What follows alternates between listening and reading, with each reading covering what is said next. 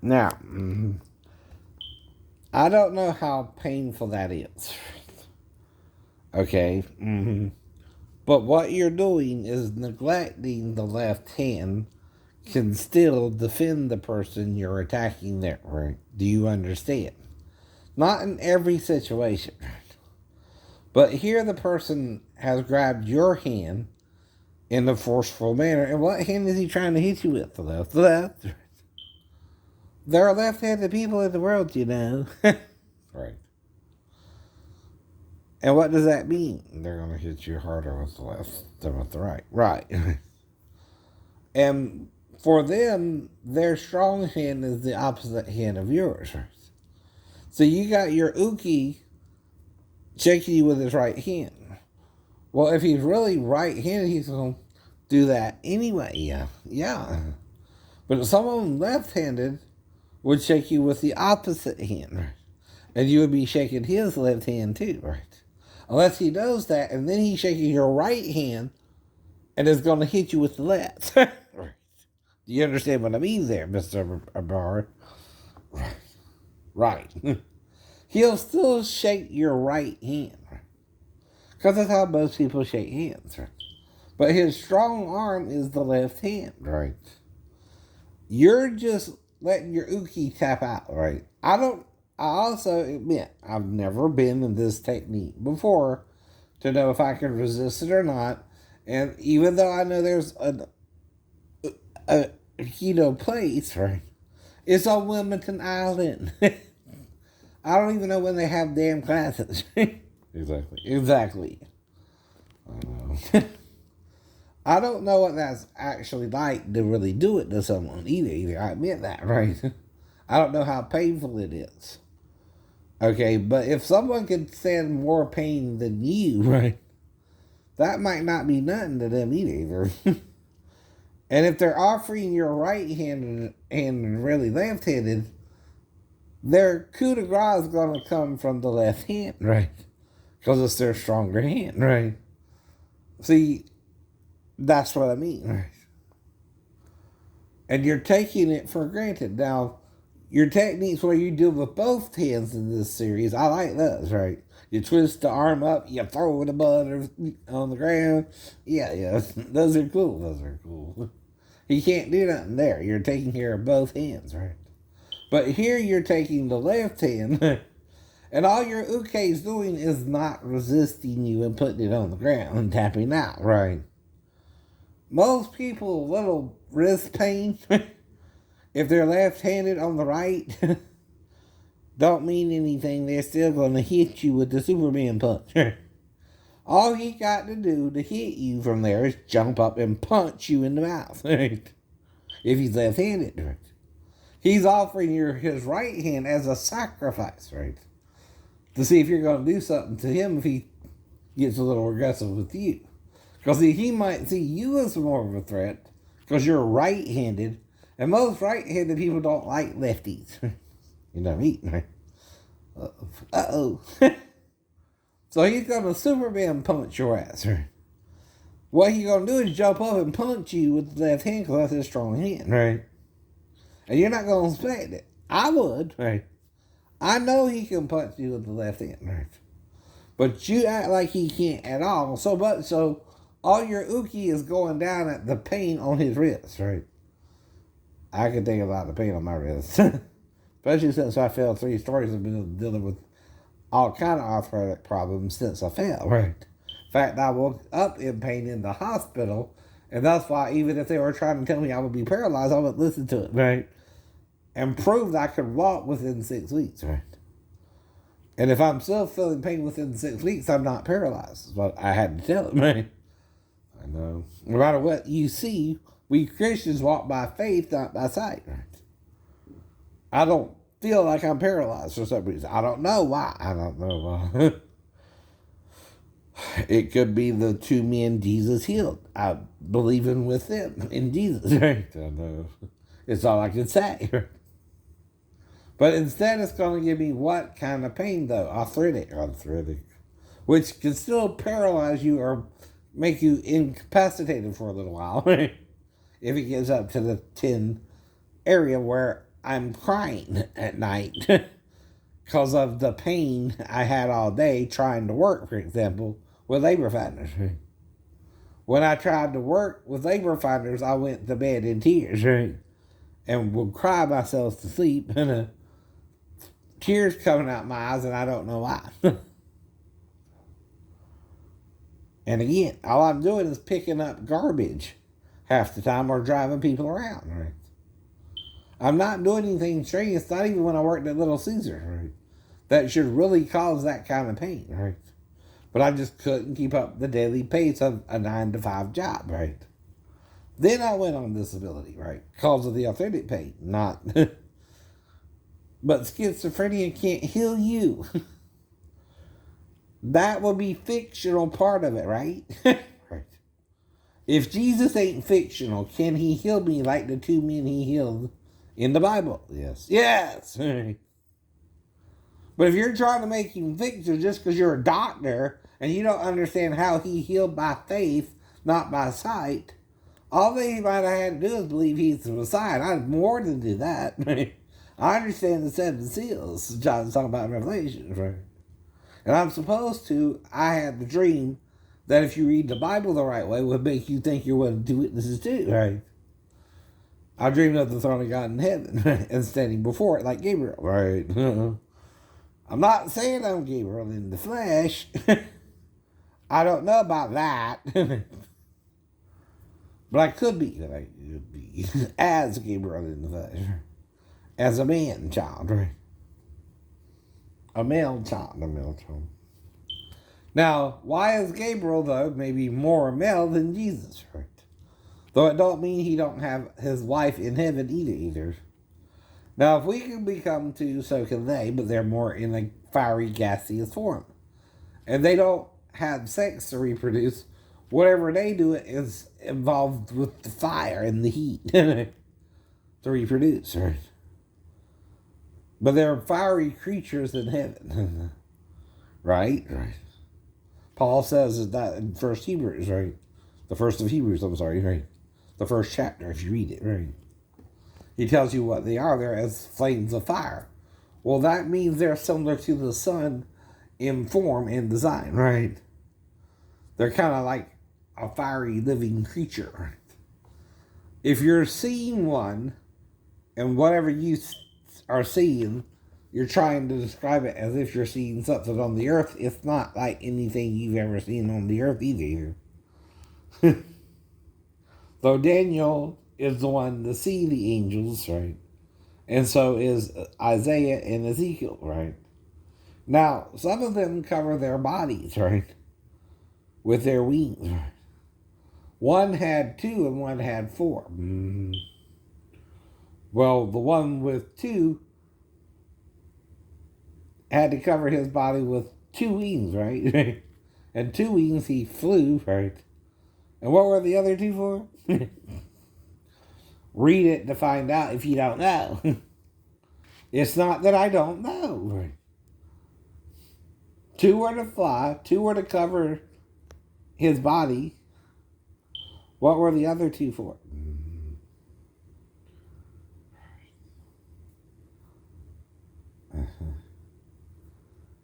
That's the one that had 6 in Isaiah. Now, the other ones had 4. Some have no wings. Right? Gabriel says, I stand before God in heaven, right? Well, the only way to do that is the throne of God in heaven, right? Is to stand before it with Jesus, who stands on the left, right hand of the throne of God, right? But Jesus is all. He's above all, through all, and in you all, right? And we're all in him, right? We can be baptized into him, whether Jew or Gentile, bond or free, male and female. What you're confused about ain't the Gnostic Paul, it's the Orthodox Paul. What do you think Paul learned first? Orthodoxism of the Jews or Gnostic of Jesus? Who wants you to know Jesus and God? Jesus and God. Jesus and God. Who wants you to be orthodox about it? Satan and Adam, right? then you're denying the truth and making man your center, right? When he's the middleman too, right? If the woman was in the man before they were made two, right? And taking out the man and put in her own body, right? Half of her was in the man, right? And half of him was with her too, right? 50-50, right? Now, when they became two, though, they were fine until they had sex with Satan. No matter how they had their children, no matter what went on, they were at least told to become one flesh and nothing bothered them, even having children in Eden, right? It wasn't until they were with Satan, right, and knew him, and then they went back to each other after that and knew each other again, right? It says that in 3 and 4. They came to know good and evil sex, too, right? You know what the good was? Sex with each other before the fall. Right. They became one flesh, right? And had children up till probably the 70th year in the 7th day. Why do you think the temple was destroyed in 70 AD anyway, right? That's when we fell with Satan. 70 years after the 7th day started. You see the reference there? Why? And Rome, with Titus, defeated the Jews through starvation. And that's why they weren't prepared for that kind of barbarism, right? They had to eat their own children, some of them, just to survive, right? The starvation of the city, right? Now, you see the Romans carried away everything out in the temple, the rest of it, right? In Rome. After Titus 1, right? And again, this is cause you're failing your God, right? You're sealing the 7 seals, right? John's warning you that we're in the Old Testament first, and they're trying to bring it out a little bit more in the knee, but you're still not understanding, right? Now, a seal is a scripture that if you read it, it don't make sense to you because it's out of context with what you think is orthodox scripture, right? It's like 7 women shall take hold of one man, saying, we'll eat our own bread and wear our own apparel, only let us be called by thy name to take away our reproach. Well, what does that mean, right? You got to use other scriptures to understand what all this is saying, right? There are 7 women here, right, who meet one man, right? They need him to take away a reproach they have among women and men. Who had a reproach in the Bible other than Rachel herself when she had problems conceiving with her husband Jacob, and Leah was conceiving like rabbit, and so did Bilhah, so did Zippah, right? But Rachel didn't have a child for what, 7 years? Till Joseph, right? That's because of the agreement with her husband and her father Laban, right? Careful what you say, it might come back to bite you in the ass. Because see, if you're hunting me in the forest, there are snakes in the trees. You might get bit in the ass by one. Warning, warning, Mr. Rogers. Danger, danger, Will Robinson. Whatever your name is. There are other ways to kill you than a shotgun. Or, I'm sorry, a rifle in the woods. You got a silencer on it, right?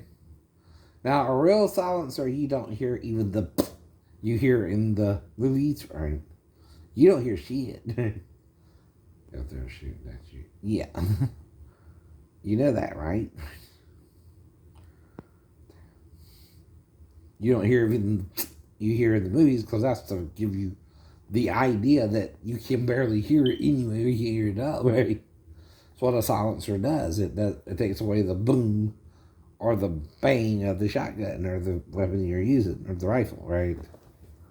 It don't matter what kind of rifle either. Okay, I'm watching the brown belt tape by Mr. Sensei Abara Miguel. And I am having to make sure you understand what I mean, though, Mr. Amar. I'm not saying this technique wouldn't hurt somebody's wrist. What I'm saying is the technique's so severe that the person can't hit you with the other hand to stop you from doing the technique, right? I don't know. I never had it on me, right? But I'm not going to go down to the Aikido place in Wilmington Island just to show them up either, right? Even if I could. Even if you could. See, I don't want to do that, right?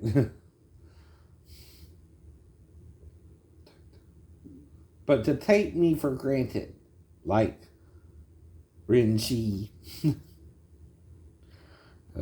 did, Antonio, right. I'm using his title and his first name, right? I can do that, right? But what he neglected was I was learning on my own, right? From Cliff to then, right? And I caught him with a mean roundhouse to the belly. And I could tell it hurt him a little bit. He just didn't want to admit it, right?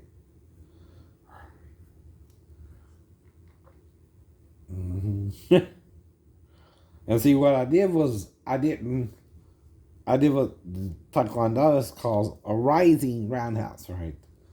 He didn't even know I had done it, right? And it just took the wind out of him. It happened so fast, right? Asked David Maddox, right? I try to hold myself back, but my legs have power.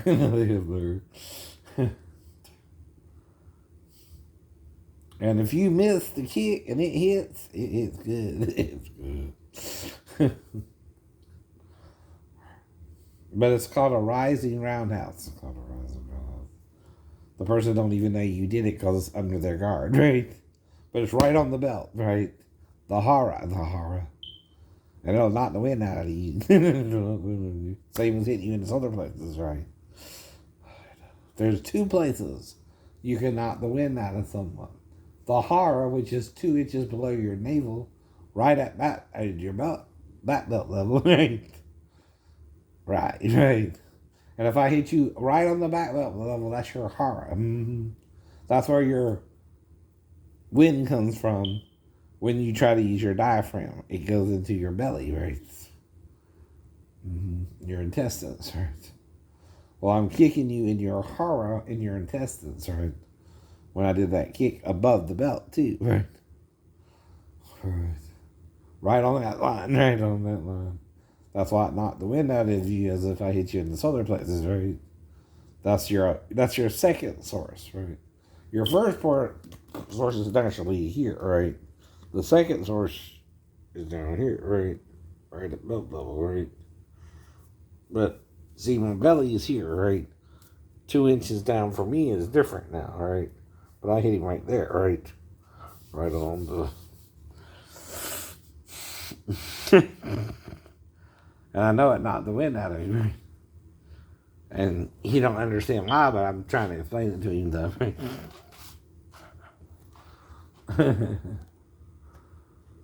But it's also where they commit the suicide part, right? They cut the hara, right, from here to here, right? And then they come up, right, to the solar plexus, right? So they go down, and then they go up, right? And that'll normally kill any man, unless you know Jesus. And then that's different, too. I don't try to commit suicide, though, either. I'm not suicidal, so that's your problem. Alright, so what I'm doing now is I done watched the second tape, because the first tape is mainly exercises, right? The second and third technique are techniques up the brown belt. Right. So what I'm trying to point out with this one, not all of them, right? Now the kick is good, right? But look at your uke. It hasn't took him out now. No. He's handling the kick, right? Some people you can kick and they just shake it off, right? Right? Like in point fighting, the guy who beat me hit me 3 times, right? Right. But I was not stunned because that's what they told us to do. If they hit us, act like it didn't bother you. Didn't you? Yes, we did. Yes, you did. That's all I was doing, Cliff. Because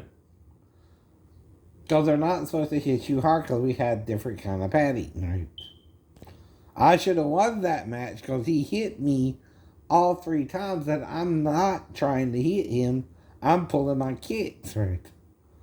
One of us was doing exactly what we were told to do. Pulling your kicks, pulling my kicks, right? I'm not supposed to hit him. I'm supposed to come as close as I can without hitting him, right? What y'all said. And if it's within the point range, right, which is what, 1 to 2 inches, how close do we have to get to not hit him but hit him? See, that's why I was confused too. If you tell me not to hit someone, I ain't gotta hit him at all, right? To shadow box with him, ask David Maddox, right? I ain't gotta hit you at all to get close enough to hit you, but you probably know I could have hit you, right? I just pulled the punch and or kick that didn't really hit you, right? Right? Exactly.